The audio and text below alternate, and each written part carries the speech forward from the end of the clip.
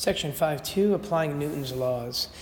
In this section, our objectives are going to be to interpret and discuss free body diagrams, to analyze problems when forces are balanced in a state of what we call equilibrium, to understand the difference between weight and mass, and then to discuss the normal force, including its direction and magnitude. So we'll start with a free body diagram first, and a free body diagram is simply a type of force diagram. And a force diagram really shows all the forces acting in a scenario. Specifically, a free body diagram, though, shows all the forces acting on a single object. So this would be a force diagram because it shows the forces acting on the car, on the wall, on the interaction. Whereas when we take the car and pull it out of this scenario and isolate the car, we see that the car has the wall pushing back against it, the ground pushing up, and then the weight of the car pulling down. What's really important here to notice is that these are the forces acting on the car. Not the forces that the car creates, but the forces acting on the car. So this term equilibrium is extremely important in this class, and we're going to hear it over and over again. And when you hear equilibrium, think about equal right away. And when you think about something that's equal, you think about, well, it's being balanced. So for example, an object that is sitting on a table such as this, at rest, has the weight acting down, and then it has something pushing it back up. And we'll talk about what this something is in a little while, and we'll get to discuss that concept, but the table's got to be pushing back up. Now, if these forces are in balance, if they're equal to one another, let's say in this case the weight is equal to whatever this force is, which we'll name in a moment, pushing back up, we would say that we're in a state of equilibrium because the net force is zero. And we can see that because if these two forces are equal and opposite, they balance each other out. It would be the equivalent of a tug of war. If you think about a tug of war, the rope is in the middle, and one group of people pull to the right, another group of people pull to the left. If both of those groups of people are pulling with the same force, then the rope would not move, and you would be at a point of stalemate, in a sense. It would not move left or right. Those would be balanced. So equilibrium is when there's a balance of forces, or we could say the overall force in this case would be considered to be zero. Now, if we think about the overall force being zero, we can relate that to there being no change in the body's motion. No change in the motion. So if it's moving with a constant velocity, it'll continue to move with that velocity. But if the object, as seen here, is at rest, it's going to remain at rest. And again, this comes from this equation, F equals ma, where F is the total sum of all the forces acting on the object, and ma is the mass times the acceleration. So in this case here, if we looked at this diagram, we've got F pushing up. Let's just say it's something pushing up. We'll call it Fp for now. We've got Fp pushing up. We've got Fg pushing down, and that's equal to ma.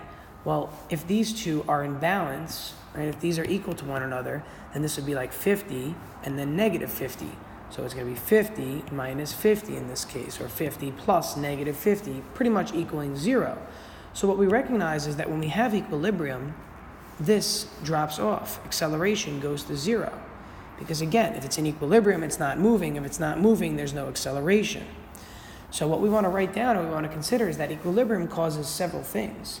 Equilibrium causes no acceleration. When there's no acceleration, though, we know that there must be no change in velocity. So if there's no change in velocity, either the object is moving with a constant velocity, meaning not changing, or it has no velocity whatsoever.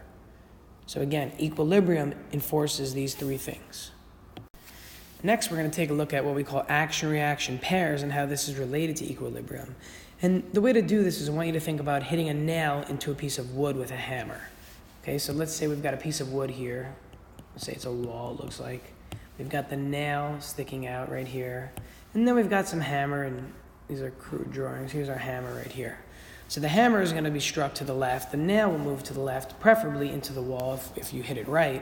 But the idea that we want to look at here is taking a look at the action-reaction pairs and what's going on. So to do that, we could start first by looking at what's happening to the actual nail. So here's the nail itself. And we know that when the hammer hits the nail, if we were to draw a free body diagram of the nail, it hits the nail this way. And this is the force due to the hammer. Well, what happens is, the hammer hits the nail wants to go into the wall, well, the wall pushes back. And that's the force of the wall pushing back against the nail. But these two are not equal and opposite of each other. They're not an action-reaction pair, and it's obvious that they're not if the nail goes into the wall. For the nail to actually move to the left and go into the wall, this force has to be greater than this force. And this is partially friction and partially the structure of the wall itself, but either way the wall is pushing back, but the force of the hammer hitting it is greater than the force of the wall pushing back. So this is not an action-reaction pair, and there's not equilibrium here. But if we then look at the hammer, and we think about the hammer itself, when the hammer hits the nail, right, the nail hits back against the hammer. That's why if you've never used the hammer before and you try to strike a nail or you hit an object that's metal, it might rebound, and you have to be careful that the hammer doesn't kick back and hit you. So this is force due to the nail. We're going to use N in a moment for normal force, but for now that's an N for nail. So the nail pushes back against the actual hammer. Well, what moves the hammer forward is you swinging the hammer, giving the hammer acceleration to the left direction before it gets hit. So we can consider that like a force this way, even though it's really more torque. We could say this is the force of the person swinging the hammer. So although we have what looks like 1, 2, 3, 4 forces acting on these objects, these two are the same. Here's your action-reaction pair. Again, you swing this hammer applying a force, the person applying the force this way. The hammer hits the nail hits the hammer back. So these are the action-reaction pair. These two values are equivalent to one another. But again, the wall doesn't push back enough as the hammer pushes it forward, so the nail goes into the wall. Next, we'll take a look at the term called weight, and this is an extremely important section here because the concept that weight is different than mass, and that's what we really need to get across here. The mass of an object, well, that's the amount of matter that makes up the object. We talked about that, the inertia and everything, but really think about it as the amount of matter for now that makes up the object. If I go from, say, the Earth and somehow instantaneously transport myself to the moon, the amount of matter that makes up my body hasn't changed. It's always the same. But unfortunately, the weight on the moon is different. And you can see this if you think about, if you've seen videos of astronauts or the way they walk and the way they're held down to the moon. Well, the concept is that you could easily bounce on the moon or you can jump higher because the gravitational pull, G, on the moon is only about a sixth. It's 1.62. It's about a sixth of that on the Earth, whereas on the Earth, this would be 9.81. So it turns out that the weight of an object is really a function of not only its mass, but also the gravitational pull on that planet. For the examples that we're going to go over, we're mainly going to look at the Earth, so you'll be able to continue to call this 9.81, but in the case that we're on another planet, maybe you have to solve for G in that case, or another body, for example, the moon. It doesn't have to be a planet. This is denoted as Fg because it's a force due to gravity. So some textbooks will call that capital W for weight, but that's very easily confused with work or the unit watts for power. So I continue to call this Fg to recognize that it is a force, but it's a force that is because of gravity. Not just the mass of the object, but the gravitational pull also affects that. So to see this in example, we'll look at example 1. If an object's mass is 25 kilograms, what is the magnitude, keyword magnitude, of the weight on Earth? And what about on Jupiter, where the acceleration due to gravity is 2.64 times that of Earth? So we take a look at this example and we say, okay, well, right away our mass is given as 25 kilograms. That's a known value. We know that Jupiter's gravity is 2.64 times that of Earth. So we could calculate that number by just multiplying it by 9.81 to figure out what Jupiter's gravity is, or we can do it a little bit easier later, which I'm going to mention how to do. So let's start with the Earth first. If I want to find the force of gravity on the Earth, I'm going to put Fg and put a little E there for Earth. And I know that this formula from the last slide is mass times gravity. Well, in this case, it's 25 kilograms times gravity, which is 9.81. And this is in meters per second squared. And again, I'm not putting negative here because I'm looking for the magnitude of the weight. I know the weight pulls down, and we're going to see in a moment with our free body diagrams how we show that. But for now, I'm going to start using G as 9.81, which is different from when we used it with projectile motion, where we considered acceleration negative 9.81. Again, I'm looking at the magnitude, the value, not the direction, but just the value of the number. If you'd like to, some people like to write this for magnitude, you can. You can think of it this way and then still have a negative here, but I'm going to completely drop this negative eventually, so I'd rather you just think about magnitude as, it's only the positive value, where the free body diagrams will show us what direction it's acting based on our arrows. So as a product here, the force of gravity on Earth turns out to be 245.25 newtons. Now, I could restart the problem and figure out the gravity on Jupiter by taking, again, 2.64 times that of Earth, so 2.64 times 9.81. And then I could take that answer and multiply it by 25. Or I could simply take the answer I got a little while ago and multiply it by 2.64. Either way works. So the force of gravity on Jupiter would be mass times gravity on Jupiter. So mass times gravity on Jupiter, again, it could be 25 times 9.81 times 2.64. So this is the gravity on Earth, but Jupiter's is 2.64 times more than this. So that could be our answer, and we get a final answer here. Or again, I could have simply taken this number and multiplied it by 2.64 because this number is just the product of these two numbers right here.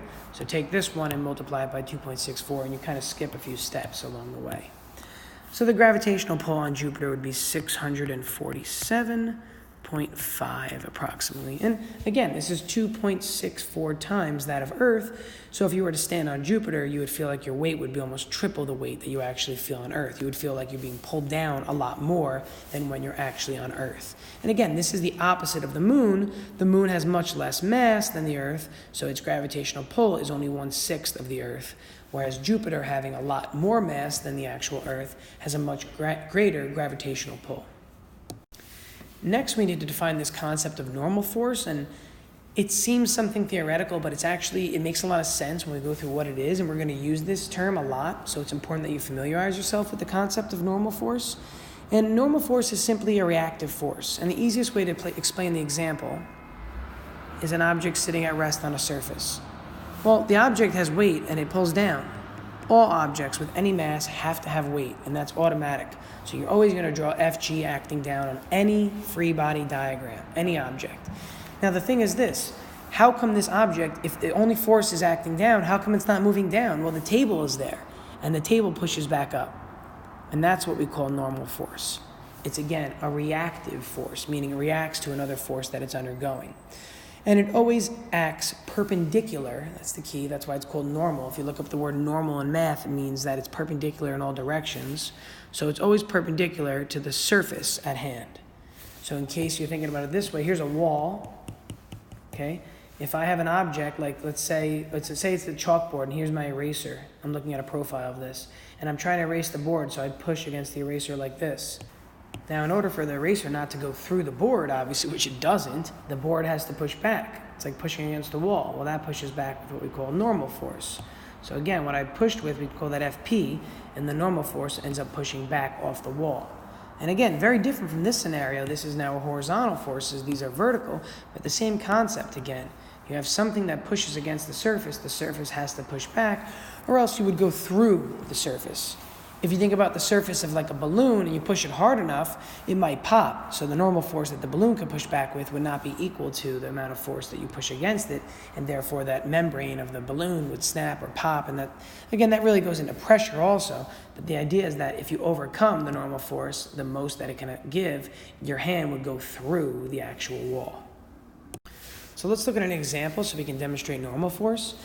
If an object is at rest on a table with a mass of 10 kilograms and you're trying to lift it with an upward force of 35 newtons, is it going to lift off the table? That's the first question. So let's answer that first, and then we'll go into the next part afterwards. So let's first start by drawing an object.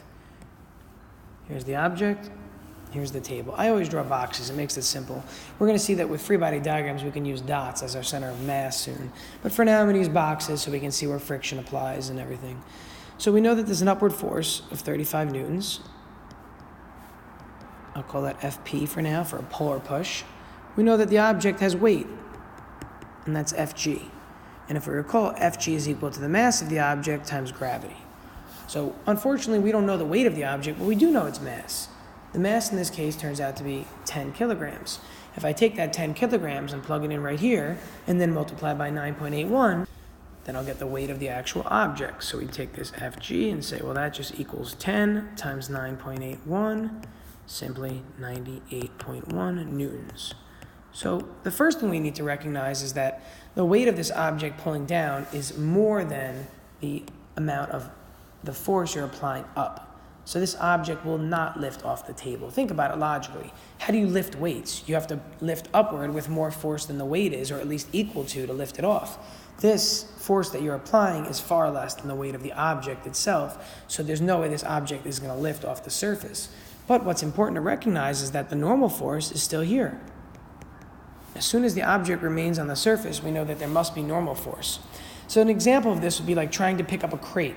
Imagine trying to pick up a crate that's full of heavy objects, and you're unable to lift that off the table. Well, a friend of yours might come over and lift the object off the table, and as a result, maybe the two of you together can lift it off. But if your force applied upward isn't greater than the amount of the weight pulling down, it's never going to move upward, so you still have the existence of the normal force at that point. So what we need to do here is take a look in the vertical direction and say, what are the forces acting overall? So we start in this case with the concept of F equals ma from our last section. Now, specifically, we're looking in the vertical direction right now, and we're looking at all the forces acting. So we need to introduce this symbol sigma, and the symbol sigma simply means the sum of the forces, or the net force. And we've constantly been using the concept of net force, or overall force. And the reason being is that we have 3 different forces acting on this object right now. So we've got the pull, Fp upward, and that's positive. We've got the normal force, or the table, pushing up. And then we've got the weight of the object pulling down. And that's going to equal to ma. Now, in this case, because this object is not lifting off the table and it's still at rest, we know that there can't be any acceleration here. It's object at rest. It started at rest. It remains at rest. So ma could simply drop off and become 0. So now we've got Fp plus Fn minus Fg. Now, Fg we calculated a little while ago, but we could always remember that you want to replace Fg with m times g. And since this problem is asking us, if not, what's the normal force, our goal is going to be to solve for this value Fn. And that happens to be the only unknown, which makes this work out very nicely. So 35 newtons go here. Fn is unknown. We have mass times gravity. Again, you could simply plug in 98.1 there because it is 98.1. If we move the 98.1 over by adding it and then subtract 35, Fn turns out to be 63.1 newtons. So again, the reason Fn is not equal to the weight is because you're kind of trying to help this object lift off. So if you hadn't been pulling up on this object, the weight down, 98.1, would have been equal and opposite to the actual normal force. Again, without this, these two will always be in balance if it's on a flat surface. As soon as we get to things like inclined planes, we'll see that that changes. But on a flat surface, the weight pulling down will always be equal to the normal force acting up, assuming there are no other vertical forces applied. In this case, we have another vertical force applied, and we can see that, well, Fn is 63.1, and if we take that and add 35 to it, we'll end up getting 98.1, because this is in a state of what we call equilibrium again, when the acceleration is 0, or equilibrium when there's a balance of forces. So in the next example, example 3, we're going to see that we have a small object that's stacked on top of a larger object. And small and large are really references to the object's mass, not its actual volume here. So the masses are 5 and 15 respectively, the smaller being 5, the larger being 15. And the question here that's presented is, what's the normal force acting on each object? So the way I want to draw this to start is simply with a surface with a larger object and a smaller object. So let's call the smaller object, I don't know, in this case, we'll call that object 1. And the larger object we'll call object 2. It's important to have these names because we're going to see that we're going to have the weight of the larger and the weight of the smaller, and we have to designate that with Fg1 and Fg2. So the easiest way to begin a problem like this is to look at the free body diagram, as always, but we need a free body diagram in this case of 2 objects. So here's our 2 objects. So if you think about this, the easiest way to think about it is if you've ever given your brother or sister or a friend a piggyback ride. If you give someone a piggyback ride, the object on top of your shoulders, meaning the other person, weighs down on you. They push down on you, literally. So this bottom object has to support its own weight pulling down, but also the other object that's sitting on top of it. So yes, we have the weight of this object. I'll call this Fg2. That's the actual object, the bigger one. But we've also got the weight of the smaller object pushing down on it, and that's Fg1. So this is kind of a weird problem where we have 2 gravitational forces in this case because they're stacked. We also know that the table must be pushing back up, or else right now, if we look at this, both of these forces are pulling down. if the table didn't push back up, both of these objects would fall. Imagine you just pull the table out from underneath it. Both objects would fall to the ground because of their weight or because of gravity or the force due to gravity. So there must be some other force acting up, and we'll call that the normal force number 2, because object number 2 is the normal force acting up directly on that object. Now, if I look at the smaller object, I can see that its weight pulls down, and that's Fg1 again. So you're going to see that you have Fg1 here and here, but these are separate diagrams. You're allowed to have that. That's fine. But think about it. Right now, it looks like there's an overall force acting down. So this object technically should keep going down and move through this other bigger object, like fall through it. But as a result, the bigger object can withstand this force, so it pushes back up. So there's a second normal force, actually. And that second normal force is a function of the larger object pushing back up on the smaller object. Whereas this normal force over here was the table pushing up on the larger object. Again, this is the larger object pushing up on the smaller object. And the reason we draw both of these diagrams is because we can look at the equation of motion, right, Newton's second law, F equals ma, for both of these objects independently. So we're going to write our equations of motion for each of the objects. So let's start with object number 1. Okay, object number 1 is the smaller object. We've got the normal force acting up. We've got gravity, or the weight of the object, acting down. And then we know that equals ma. But this a is 0 again because it's at rest. These are not moving. There's no vertical motion whatsoever. So we think of this again. Remember, this is where it came from. But this drops off to become 0. So in this case, when we have equilibrium, let's simply put a 0 over here. And this makes sense. It simply means that if I were to solve this, I were to take Fn1 and I have to add Fg over. Well, that's what I end up getting. Again, if I simply take this value, since it's a negative because it's acting down, and add it over to this side, this is what I get. And the reason this is balanced here is because these forces are balancing one another. This is in a state of overall equilibrium, so there must be a balance between these forces. So in order to figure out the normal force, I need the mass times g. But this is the mass of object number 1 here because I'm looking at the weight of object number 1. Since that value is 5, we take 5 times 9.81, giving us 49.05 newtons. And again, that's the amount that the smaller object is being pushed on by the larger object, or how much the larger object actually pushes back is what we're seeing here. That's this value. That's how much this is pushing up on this object. So the normal force provided by the larger object on the smaller object is 49.05. But the question is, what's the table going to push back up with? And logically speaking, you could really see this. The table has to compensate for both of these weights. And we can see both of these weights acting down and the table pushing back up. So if we think about the sum of these two acting down, that's going to be equal and opposite to this one acting up. But we can see that with equations. So let's now look at object number 2.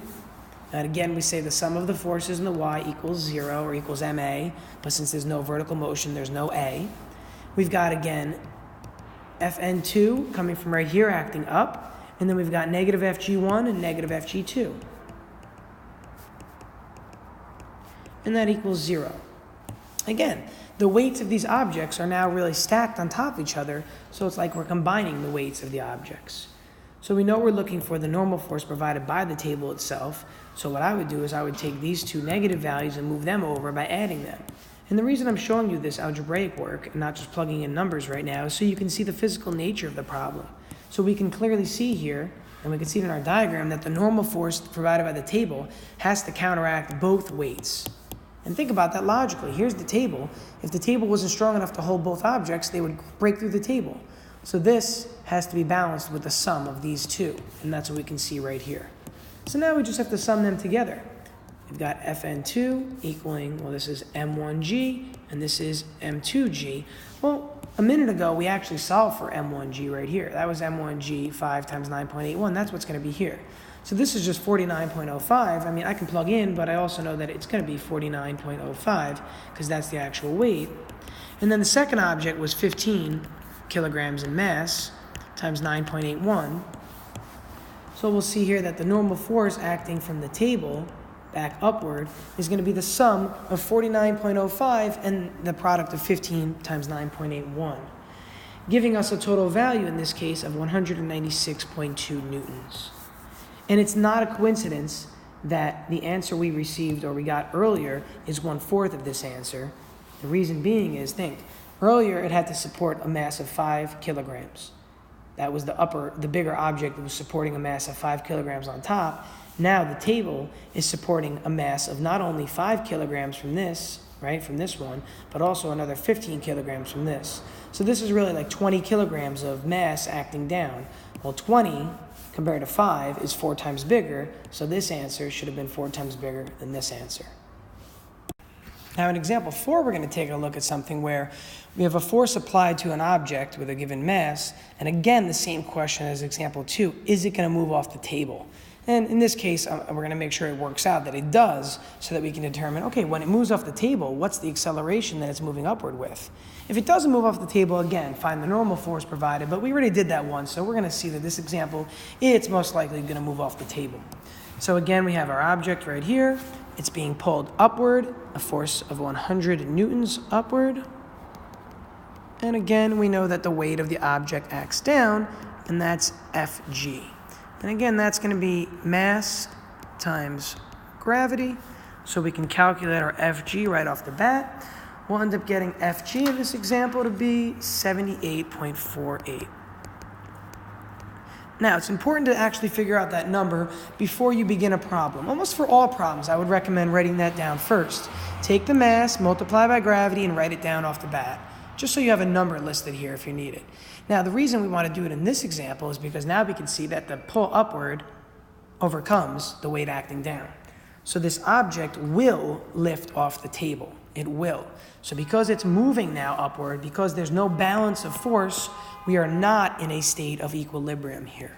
So we start with our equation of the sum of the forces in the y equals ma, and we do not replace this with 0 here. Again, this is not equilibrium. Only when these forces are equal and opposite or balanced, when we have a balance of forces in general, do we have equilibrium. But because the upward force is more than the weight, it means that you're strong enough to lift the object off the table. So we have Fp pulling up, Fg pulling down, and that equals the mass times the acceleration. And again, this acceleration is not 9.81. This acceleration is the actual motion of the object when it's lifted off the table. Acceleration of 9.81, that shows up in gravity, in our weight of the object. So the force upward is 100 newtons. The weight acting down is 78.48, and that equals mass, which is 8 times acceleration. So if we solve for acceleration by subtracting these two and dividing by 8, we're going to see that we get 2.69, and that's meters per second squared. Now, something to note, and this is not necessary really for this problem, but just to write it down, is that if we were to look at this problem and solve it generically with all variables, we'd have Fp minus mg equals ma, again, because mg is really Fg. This is the weight of an object, mass times gravity.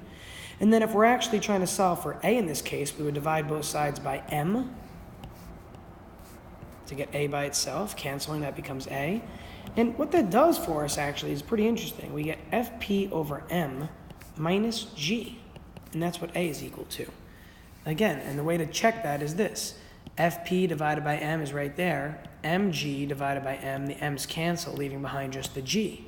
So it turns out that the acceleration is, well, it's the quotient of the amount of force you're pulling up with over the mass minus off the gravitational constant.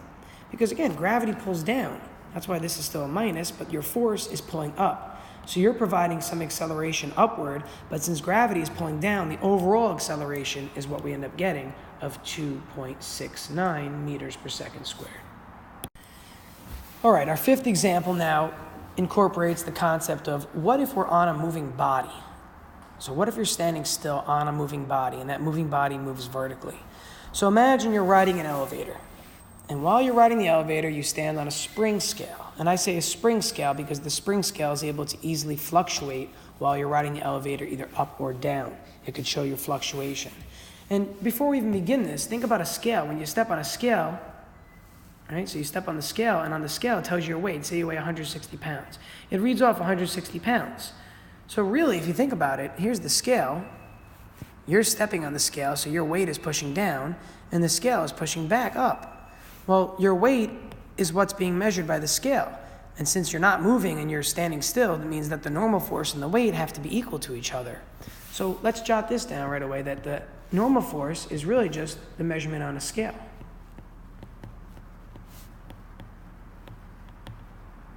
Okay, it's the reading from a scale. That's what the normal force is measuring, really. So every time you see your weight on the scale, it's really just the normal force that the scale is pushing back up with. So anyhow, let's take a look at this problem. When it says, what does the scale read, right? That's the first part of this. What does the scale read? Simply put, we're looking for normal force. And that's not obvious, but now that we understand where it comes from, that the normal force pushes back up from the scale, we could see that that's what we're looking for. So the reason you're on an analog scale is so that you can see the fluctuation of the scale as the acceleration of the elevator changes.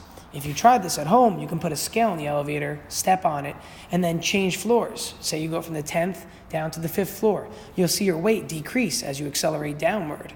And then when you accelerate upward, you'll see your weight increase. So try this out at home. Take an analog scale, a scale that has a little meter on it. An analog scale looks like this from a bird's eye view.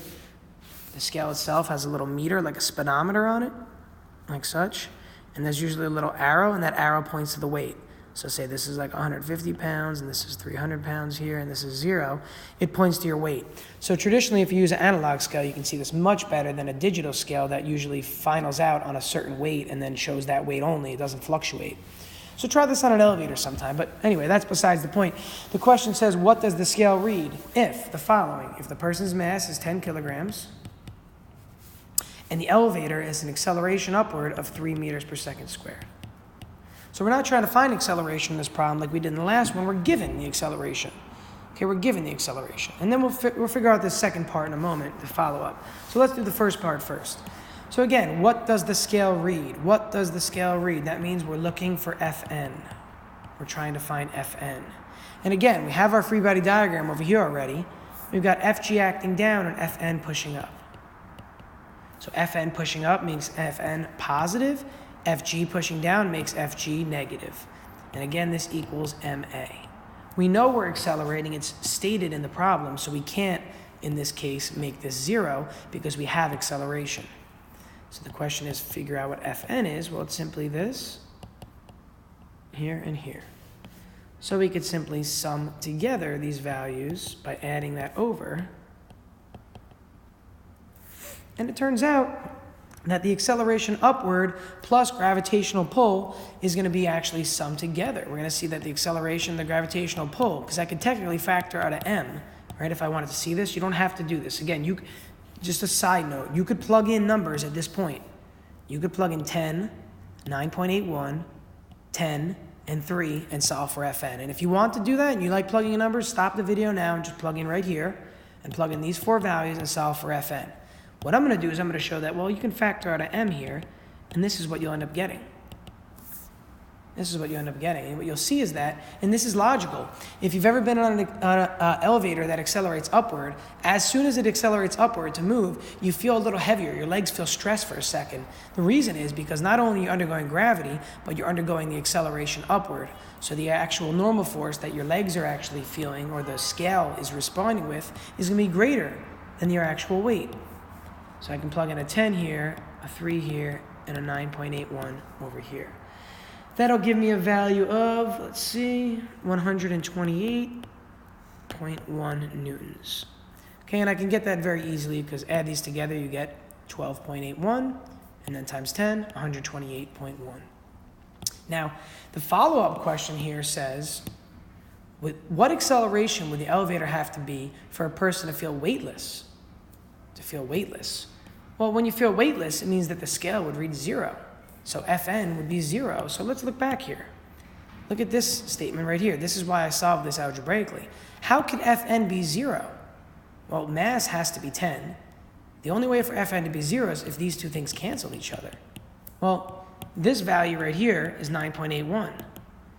So the acceleration would have to be, in this case, negative 9.81 for you to feel weightless. And again, think about that. If your acceleration is negative 9.81, and this is again downward, it would be like you're in a free fall motion. It's like you're being dropped. When you're being dropped, if you've ever gone skydiving or anything, you feel weightless. You actually feel weightless in this case. So if the elevator accelerated downward fast enough, it never would. No elevators would do this. You see this in cartoons where, like, you know, something accelerates downward and the person, like, hits the ceiling. You know, here's the elevator and it starts to accelerate downward and the person standing here moves up and smashes into the ceiling, like their head hits the ceiling. And it's always in cartoons. But the concept is actually kind of right. When it accelerates downward with negative 9.81, the elevator's acceleration, it's really counteracting gravity in a sense. So if you take a negative 9.81 plus 9.81, this will become 0. 0 times 10 will give you 0 over here. Next, we're going to take a look at something called Hooke's law that we're going to actually explore further in the year in another lesson, but just basically we're going to explore it now because of the fact that it's a force involved. And Hooke's law tells us that when a force is applied to a spring, the displacement of the spring is proportional to the restoring force in the spring. Okay, the displacement of the spring itself is proportional to what's called the restoring force. So this here is called the restoring force. This is the actual displacement of the spring.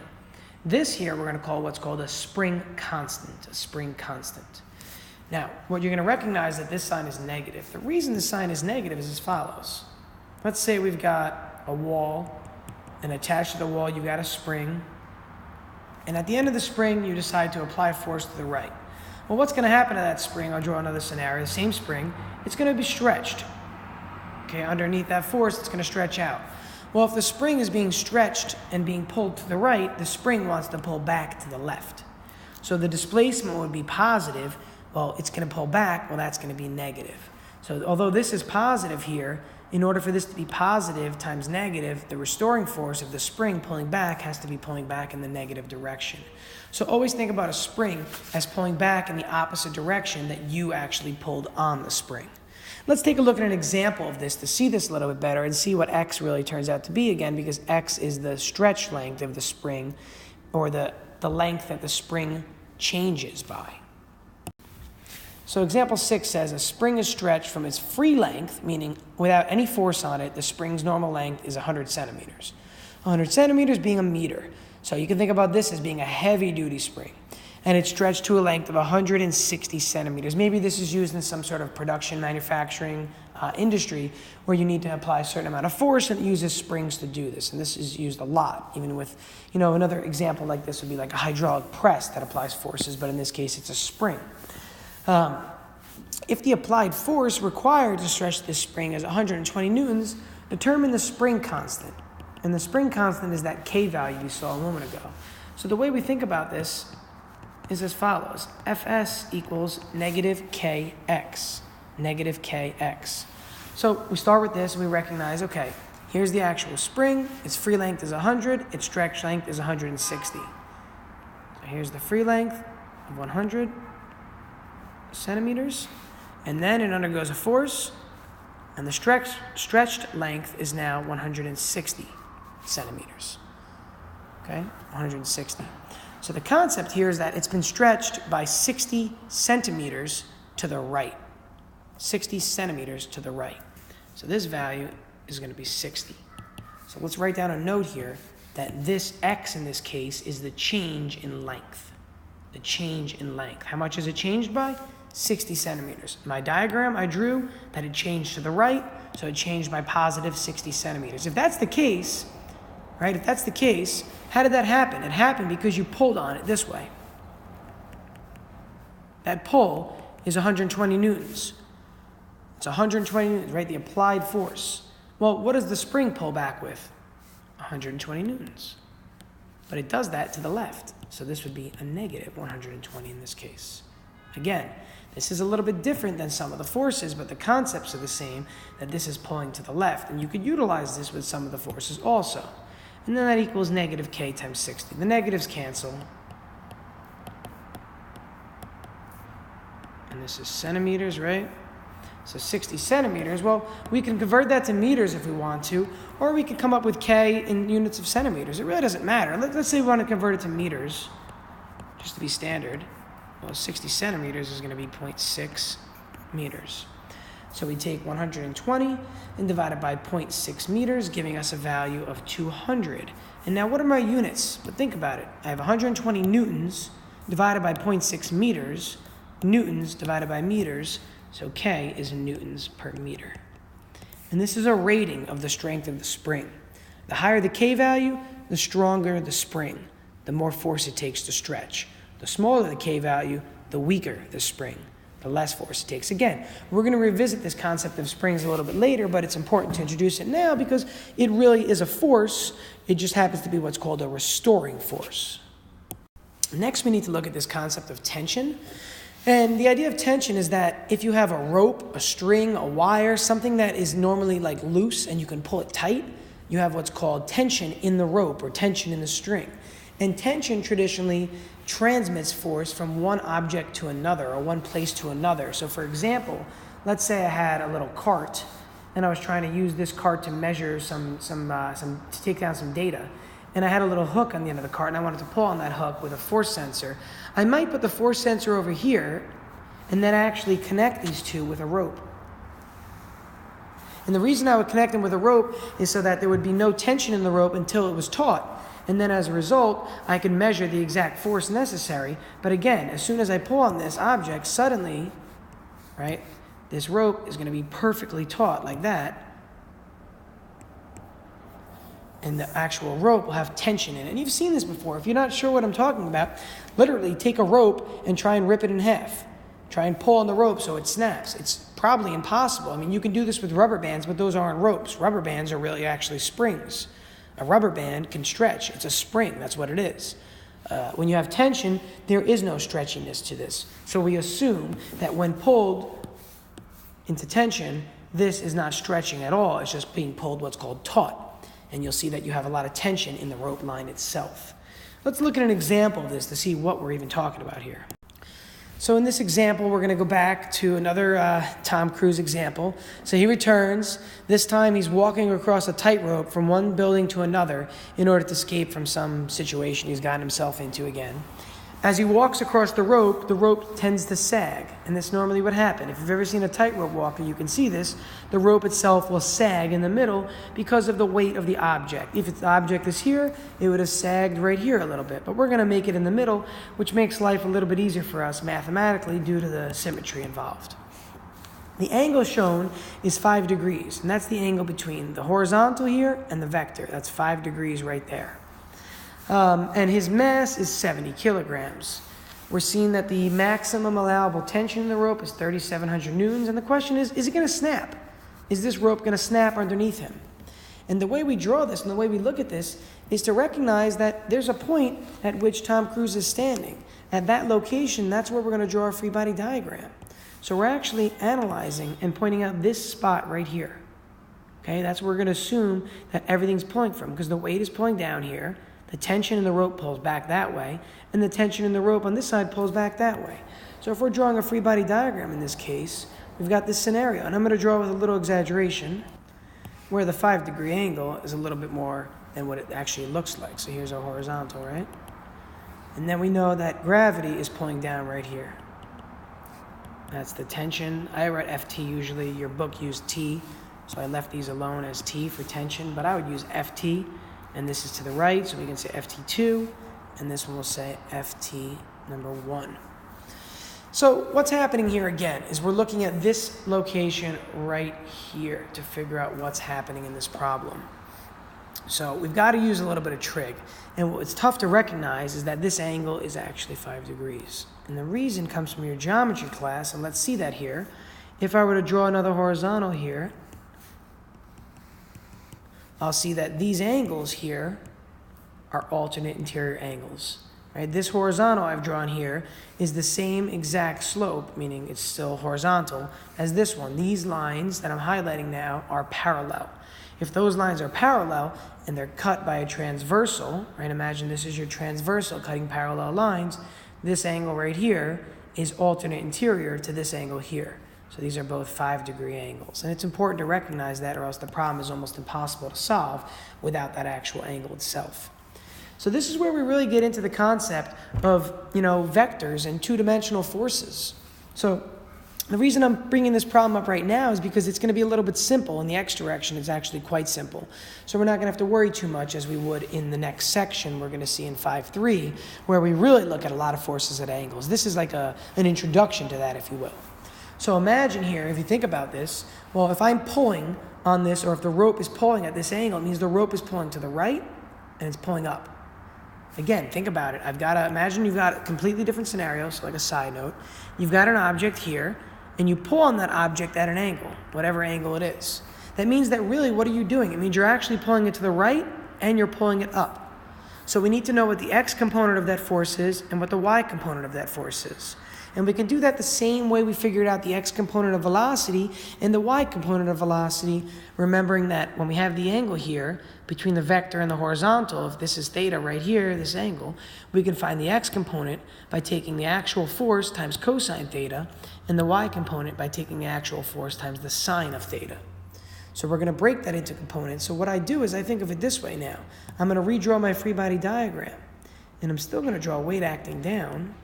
But what I'm going to do is this. I'm going to draw to the right Ft2x, to the left Ft1x, meaning in the x direction for the tension in rope 1. Then we're also going to recognize that we've got this other thing, because this, again, is pulling up and to the right. This is pulling left and up. So we've got both of these forces acting up. And you can shoot double arrows if you want to show that, but this is going to be Ft1 in the y, and this is Ft2 in the y. And if you look at this diagram, Tom Cruise is not accelerating. We're taking an instant in time where he's balanced right now. He's literally balanced right there. So these are balanced, and the sum of these is balanced with this. So we've taken a force applied at an angle in both of these directions, in the positive x and the negative x, but both of these are in the positive y, so both of these are acting up in the positive y because they're both pulling upward. But because this is pulling right and this is pulling left, we've got these two x components opposing one another. As a result, what we can do is we can recognize we've got forces in the x direction and in the y direction. And we could always start with this. The sum of the forces equals ma. And I'm going to specify max now because the x direction, again, not moving, so we're at equilibrium. This is 0. Pulling left is ft1x. Pulling right is ft2x. And that equals 0. So if you think about this, it just simply means that these two things are balanced. If they add up to become 0, they've got to be balanced. And I can think about this by taking this quantity and adding it over here. And I'll get, again, ft2x equals ft1x.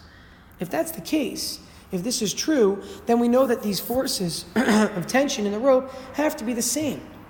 And in the x direction, remember, what is this really? This is really the tension in the second rope times the cosine of theta. And this is really the tension in the first rope times the cosine of theta. But since theta is 5 degrees, that's where the symmetry comes into play. If it wasn't symmetric, this wouldn't work as easily. But since theta is 5 degrees, these both cancel. So this pretty much tells you the tension in the second rope is the same as the tension in the first rope. Again, the tension on each rope are the exact same value. So as a result, what can we do? In the y direction, we can say the sum of the forces in the y equals may. This is going to be 0 again because there's no vertical acceleration. He's not jumping up and down. He is balanced at equilibrium there. Well, acting down, we've got Fg acting down. Acting up, we've got both of these tensions pulling up.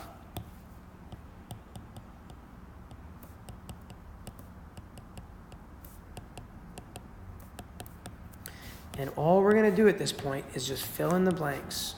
We know that the tension in the y direction is going to be Ft1 sine theta, and the second one is going to be Ft2, again, sine theta, minus mg, because mg replaces Fg always. That's a minus sign right there. Now, from the x direction, we were able to see clearly that Ft2 and Ft1 were the same tension, so I don't really need these subscripts now. I can just call them Ft. And this is still sine of theta, and this is 5 degrees. And then we also plug in the mass of the object, which is 70, times gravity, which is 9.81, and that equals 0. Now, again, it's up to you to decide how you want to solve this. You can combine like terms.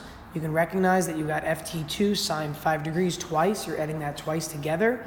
You can move this over. So as a result, you'd end up getting 2 Ft sine 5 degrees. And if I move this over here, that's going to equal the product of 70 times 9.81. Again, I'm moving this entire term over to the right-hand side. And I'm putting a 2 here because of the fact that I've got one statement plus another, which is really just double that statement. So to get ft by itself, I'll just divide by sine 5 and 2 at the same time.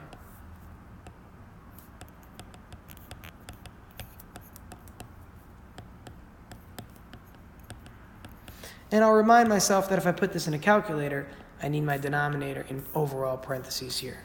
This will give me a force of tension in the rope of what looks like 3,939.5 newtons. If that's the case, let's see, go back to the beginning of the problem. It says that the tension in the rope can be only up to 3,700 newtons. That's the maximum allowable tension in the rope. Since this number exceeds 3,700 newtons, we know that the actual rope would snap underneath Tom Cruise's weight and he would fall to his demise.